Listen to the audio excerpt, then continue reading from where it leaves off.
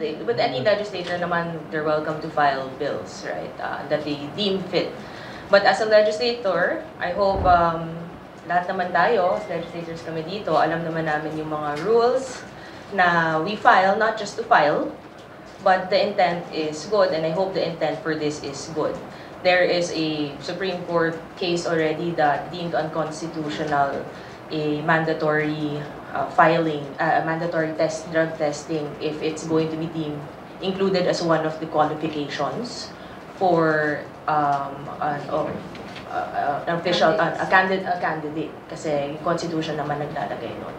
But sana po, no, madepensahan niya to, and maganda po yung intent niya, and to defend this, you have to be able to attend the committee hearing and not pass it on to someone else. So, if this is his bill, we respect it.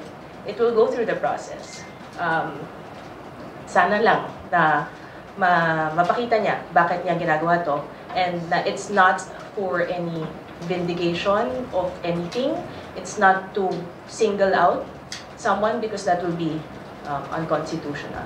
And sana this applies also sa local government units, because as our friends in media know, even in Davao City, meron mga 37, I think, that tested positive sa drug test, random drug test sa isang department. So, sana this applies to